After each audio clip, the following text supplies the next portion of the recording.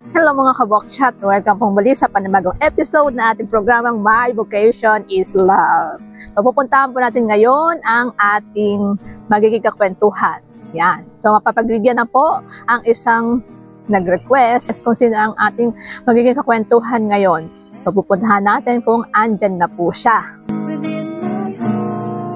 Yan na kaya ang ating interviewin.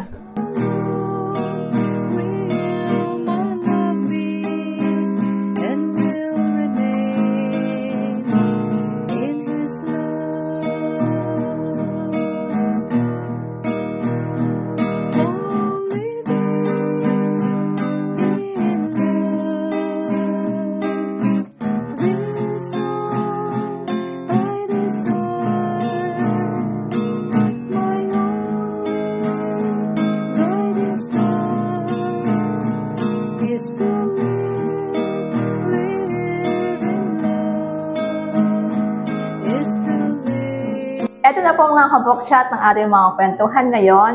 Siyempre po, isa sa mga request ng ating mga viewers, Mother. So, kahit po ay kayo'y kilala na, pwede po ulit kayo magpakilala sa ating mga kabokchat. Hello, kabokchat. Ako po ay si Mother Adelwisa Igia. Ako po ay taga-Libman ng Camarines Sur. Pero ang tawag po nila sa akin ay Hilaw na Bicolana kasi hindi po ako masyado makaintindi ng Bicol dahil umalis kami doon sa talaga nagsasalita ng Kabikulan nung ako po ay mga 5 taon o 6 na taon. And then after that ay Tagalog na po dahil nung ako mag-grade 1 ayaw ko mag-aaral doon sa aking pinuntahang bayan, Jose Panganiban, Camarines Norte.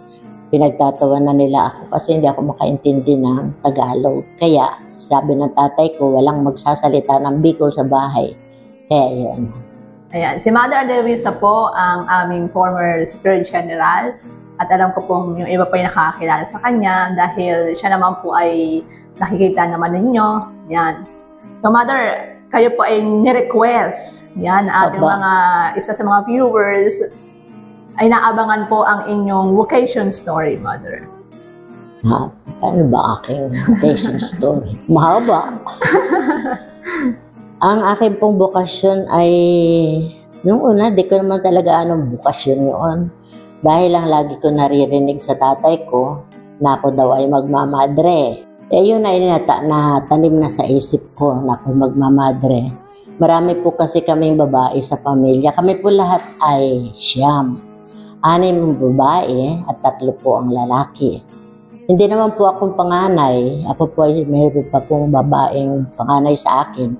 Pero dahil nun daw po kasing maliit pa ako ay kinukuha ng mga madre pag sila ay nagle-leksyon ng tungkol sa child care. Kaya nanay ko libre ng pag-aalaga sa akin kasi nasa kumbento po ako at ako po ay sample na babying pinapaliguan. Yun ay lagi kinikwento. Di kaya, and then ang father ko po ay ex-seminarian. Ang totoo, sa kanilang lugar noon, kapag may lalaki pong 2, ang isa ay dapat magpapari. So siya po ang pinapasok, ay ayaw niya po, ang gusto niya po ay maging abogado. Pero dahil kailangan sumunod sa mga magulang, kaya siya po ay sumunod sa kanyang tatay. Kaya nung pong medyo natagal na, nasa theology na siya, ay gusto po niyang mag-regency. Ayaw po siyang payagan ng kanyang tatay. Sabi niya pagpatay na sila. Kaya nung matay ang kanyang tatay, siya po ay nag-regency. Sa kanyang pag-regency, siya po ay nagtatrabaho. Doon po niya na-meet ang mother ko. Talaga hindi po siya siguro pwede sa pagpapari. Pero mabuti na mga po yun habang maaga pa. Ayun, kaya siguro, dahil sa gusto niya rin may pare. Kaya yung kapatid kong 2 lalaking panganay, pagkakagraduate ng high school, tinatanong niya kung gusto magpare. Pero yung 2 ay wala talaga. Ayaw niyang pilitin kasi alam niya yung nangyari sa kanya. Kaya po parang sa akin na lang nagkaroon ng pag-asa. Ako naman po parang laro-laro lamang yun. Kahit nung ako nag-aaral na sa high school, pag tinanong ako kung anong gusto ko magmadre. Pero hindi ko po naintindihan kung ano ang madre. Hanggang sa nung minsan, nanood ng sine ang father ko, ay yun po ay nanonood lang pag-English ang films. Sumama po ako. Nakita ko po doon sa pelikula, yung mga madreng missionaryong pinadala sa Africa. Noong pong unang panahon na yun, nung unang pinadadala mga misyonera, dahil ang Africa ay kumbaga hindi pa siya masyadong nakakakita ng ibang tao. So doon sa pelikula, pinatay nila yung mga madre, tapos kinain nila. Ay ako sa akin, ang nakaka-touch sa akin doon, kasi sabi ko sa father ko, ay ano po yung mga misyonera nyo yun, ay binigay naman nila buhay nila para sa Diyos. Kaya nag-mission sila, yun ang nangyari sa kanila. Yun, nagkaroon ako ng dream na sana balang araw ay mapatulad ako sa kanila. Yan, ayun na, hanggang sa nung kuwan, isa pang natatandaan kong kakaiba, na ngayon ko lang nare-realize na ako yung nag-madre na. Nung ako'y 4th year, merong yung sa pinagawa kami ng teacher ng isang parang essay, na ang title ay My Ideal Man. At doon sa ideal man na yun, may nakalagay ako na, I want my ideal man to be perfect. Kinorek yun ng teacher. Sabi niya, walang perfect. At Diyos lang ang perfect. Sabi ko, ma'am, gusto ko po yung perfect talaga. Binura niya yun. Sabi niya, pag binago mo ito, alisin mo yung perfect, ha? Yan. Nung mag-submit na ng final, hindi ko talaga inalis yung perfect. Nilagay ko perfect. Kaya natural, hindi ako sumunod sa teacher, mababa yung marka ko doon. And then, nung after na magka-graduate ng high school, sabi ng father ko, kung talaga magmamadre ka, kumuha ka ng education. Ay, ayaw ko pong maging teacher. Ayaw ko talaga. Pero wala naman po akong hindi napasok sa isip kong pag-aasawa. Wala. Tapos sabi, di ako po hinto ng 1 taon. Pinag-iisip. Doon sa paghinto kong yun, sabi ng tatay ko sa akin, kung talaga may balak ka magmadre, ikaw man lamang ay pumasok sa isang religious organization. May kapitbahay po kami, mga 2 bahayan layo, yung po nga nakasama ko at naging madre na po din siya, namatay na. Sister Yunila Gubier. Kasama po siya. Siya po ay sabi ng tatay ko sa akin, sumama ka dyan kay Nila at nang ikaw ay maisama sa Legion of Mary. So, sumasama na rin ako sa kanyang pagsimba, pag-visit ng Blessed Sacrament at very religious po siya. Ako naman, dahil ako po nung panahon yun, hindi mga 16. After 1 week, napagod na ako na nagising sa sa umaga. Kasi ang misa po noon ay 5:30. Sabi ng tatay ko sa akin, magmamadre ka ba? Opo. Dapat mag-aaral ka ng gumising ng maaga. O yun. So, doon na. And then, isang hapon nung sumama ko sa bahay niya, may nakita akong brochure. Kasi yung isa niyang kasamahan sa Legion of Mary, pumasok sa MCST. Ngayon, siya ay may bukasyon din, gusto ding magmadre. So, nakita ko yung brochure. Habang wala siya dun sa sala, at naghahanda siya na ipapamarienda sa akin, nung buksan ko, may nakita ko doon na Flying Mission Team. Pumasok sa akin yung aking pangangarap doon sa film na napanood ko. Sabi ko, ito na siguro. Sinaulo ko po yung address na nakita ko doon sa brochure ng MCST. At ako'y nung gabi, sumulat na agad ako. After siguro mga 4 or 5 days, may dumating kaagad na sagot. Yung pala siya, sumulat din siya. Naghihintay siya ng sagot, wala pa daw. Kaya nung doon sa sulat sa akin, sabi, nakalagay doon ay, this is only a prerequisite interview. But it's, sabi ganun, if you can come here and then we can talk with you personally. Nagpaalam ako sa tatay ko. Sabi naman ng tatay, na Sister Leonida, sasama na ako sa iyo. Kahit hindi ko pa natatanggap ang sulat na mula doon sa Tayabas. Kami nagsabay kami. 3 days lang kami ang paalam. Nung narito na kami, ayun, nakita namin buhay. Tapos yun nga pong Mother General, si Mother Mercy po, nabutan namin noon. Nung makita nga po daw ako, kasi nagpapahinga kami bagong dating, sabi daw niya, sino naman batang yan? Kasi alam po niyo, ako maliit po noon. Hindi po katulad niya. Maliit po ako. Mother, what age po kayo pumasok na? Ha? What age po kayo pumasok? 17 po ako noon. 17 years old. parang last week ng March or first week ng April kami pumunta dito. Tapos, nung kami ay, sabi niya, ay sino man yung batang kasama mo? Ay magmamadre din po, sabi niya doon kay Mother Mercy. Ay parang ang bata-bata pa. Sabi, ay gusto po kasi ng tatay niya magmadre siya. Kaya nung bandang huli na, ay lagi pag tinatanong ako ng mga madre, Nini, bakit ka magmamadre? Ay gusto po ng tatay ko. Pero, siyempre, habang tumatagal, siyempre yun ang paraan ng Diyos ng pagtawag sa atin. May mga ginagamit na instrumento. Maaaring ang mga motibo natin ay mababaw. Pero habang tumatagal, sabi ko nga noon, ngayon kung tatanungin ninyo ako, wala nang pakialam ang tatay ko.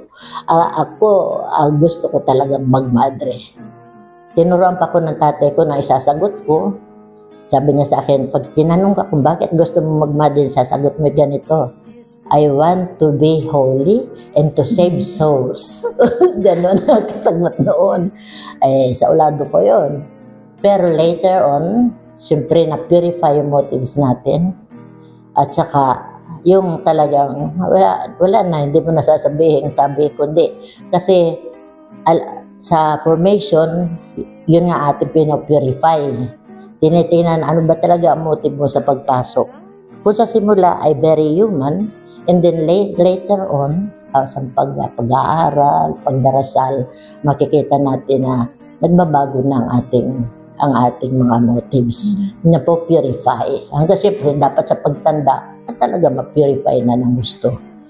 At ngayon nga, sa aking buhay ng pagmamadre, ako'y masaya.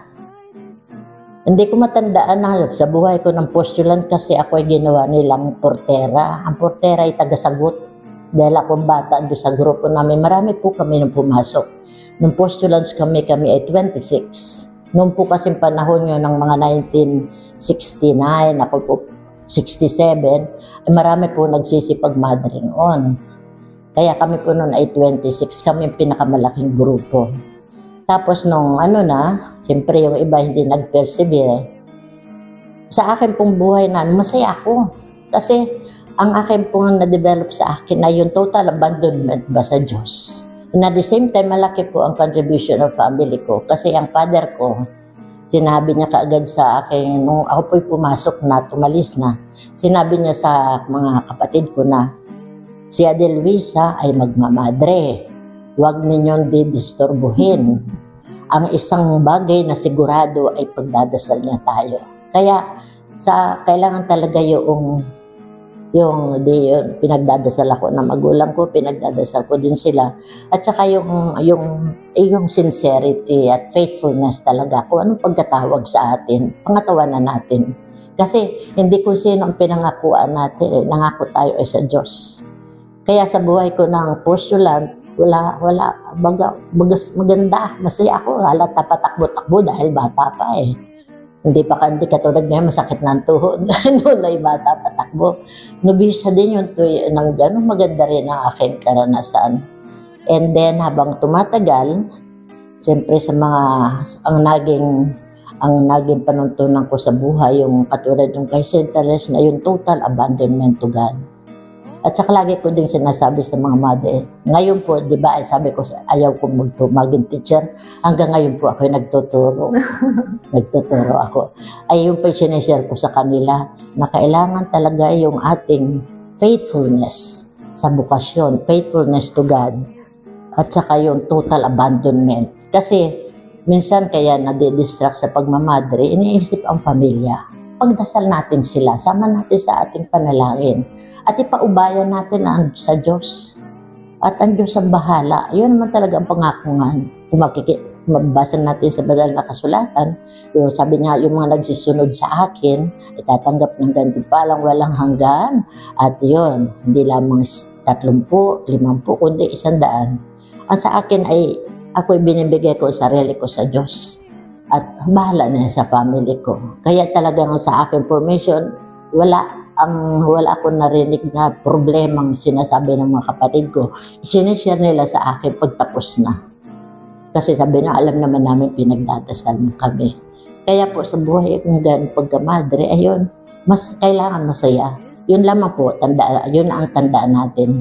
Yung ating faithfulness, total abandonment to God. At syempre, yung pagpapaubayan ng ating sarili sa Diyos, yun ay lumalalim sa pamagitan ng ating pagdarasal, panalangin. Na hindi natin dapat, yun dapat ang nanguna. Kahit marami kang apostolate. Ako po yung nag-apostolate na marami, pero talagang lagi akong present sa dasal. Hindi pwedeng hindi. Pero lamang pag nilalagnat ng mataas. Totoo po, Mother, there is no pure intention sa simula. And then, later on naman po na-purified naman talaga, no? Mababaw lang siya. And then later on, kaya po, yung bang, there's no harm in trying. Try mo siya kasi baka yun po yung paraan ng Diyos, no?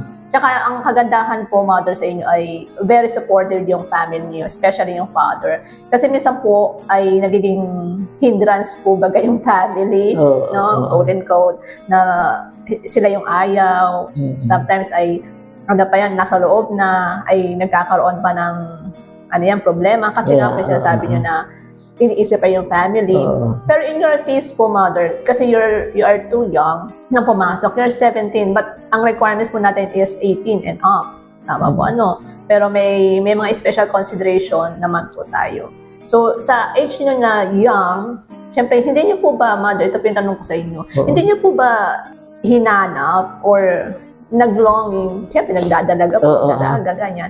Naglonging na buhay na isang dalaga, yung ganun po ba, yung buhay ng, siyempre, mga kabataan po, ay happy-go-lucky, like that. Hindi niyo po ba hinanap yun?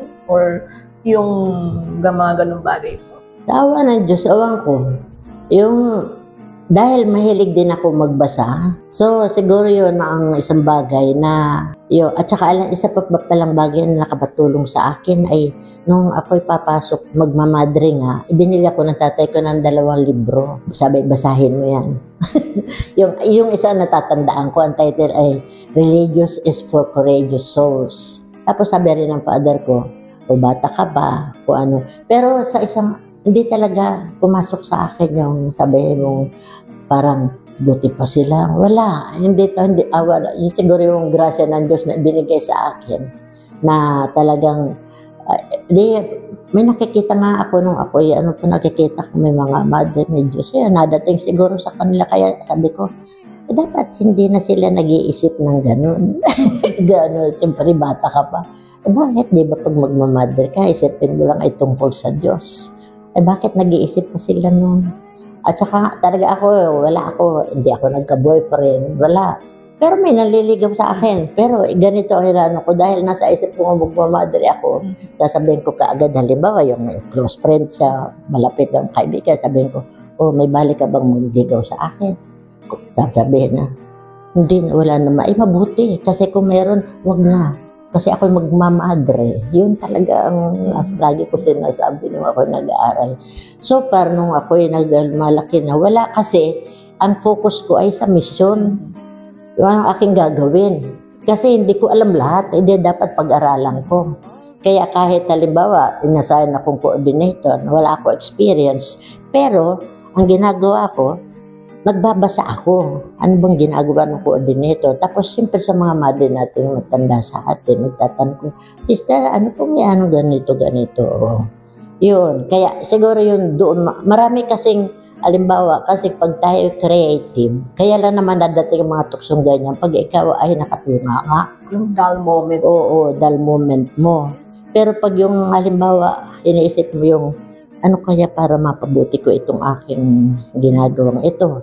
Yun sa amin sa community, sama-sama ganun. Ayun na nasa isip ko na. Kaya hindi nagdating yung ganun tukso nung ako'y bata pa. Kaya po kasi very firm po yung reason na mag-madre ako kahit hindi na ako mag-boyfriend. No? Yung iba kasi gusto nilang maranasan na mag-boyfriend mo na bago mag-madre. No? Pero hindi naman din po dapat maging reason na dahil wala nang liligaw sa'yo or wala kang love life, ay tsaka ka papasok ng konbento. Hindi po rin din yung reason. Yan. Sabi ko nga, sa akin normal kasi may naliligaw sa akin. Kaya lang talagang hindi yun. Ang nasa isip ko talagang gusto ko, ako'y para kay Jesus. So, yun, mga ganon. Pero yung mga, halimbawa, hindi, awa ng Diyos, yung grasya ng Diyos siguro, kasi nga, yun nga, nakapokus ako doon sa alam ko ako'y tinawag. Sabi ko nga sa mga madre, para hindi ba, dapat lagi maliwanag sa atin kung ano ka, kung ano yung niyakap mong buhay. At saka, yan naman ay ikaw mismo ang pumili. Hindi naman yung pinili ng iba para sa iyo. Kaya, ibigay mo muna ang husto ang sarili mo. Balikan ko lang, Mother, no? Dahil bata ka pa po nagpasok, ay hindi nyo ba po naramdaman yung homesick, family, or whatever? Hindi. Wala, sabi ko nga sa kanila, hindi ako na-homesick nung nasa formation. Wala talaga. Halimbawa, ako yung nagkaroon lang ng ganyan tukso. Nagkaroon ako ng problem sa community. Tapos sabi ko, kaya hindi ako magka-ege. Parang dumating na yung, pero, gano'n, nagsulat nga ako sa tatay ko kung ako'y uwi, ako'y tatanggapin niya. Pero bago pa dumating yung sagot ng tatay ko, sabi niya, you are always welcome in our family. English pa yung tatay ko. Tapos sabi niya, gano'n, your case, sabi niya gano'n, sabi niya, your case is more than that prodigal son. Yung nagkasala, yung wala ka namang kasalanan. Sabi ka, kaya welcome daw ako. Ang kaso nang dumating ang sulat, okay na. Wala na ako. Mabilis lang, nadaan lang. Kaya, so I learned from that. Na yung mga gano'n, na itukso lang talaga. Huwag mong pagbigyan. O do not make a decision. Kaya ngayon, nung ako general na may mga nagagano, sabi ko, pag-aralan mo muna. Lilipas din yan. Ito to, hanggang ngayon, nakapag-perpetual. Kaya yun, yung mga bagay na nangyayari medyo hindi maganda, I learned from that. May mga nangyari din sa aking mga halimbawa, kung baga medyo mga bigat-bigat din. Pero ang akin baga ay tulad may mga problema minsan. Pero sa akin, ang problema ay may solusyon. Ang kailangan lang ay pasensya, patient. Kaya yun isang virtue na nakuha ko sa tatay ko. Ang tatay ko ay mapagpasensya. Tapos yun, malumanay magsalita. Ako soft spoken. Bira ko magalit, hindi ko masyado nagagalit. Kasi sa akin doon ay, ikaw din ang lugi pag nagalit ka eh.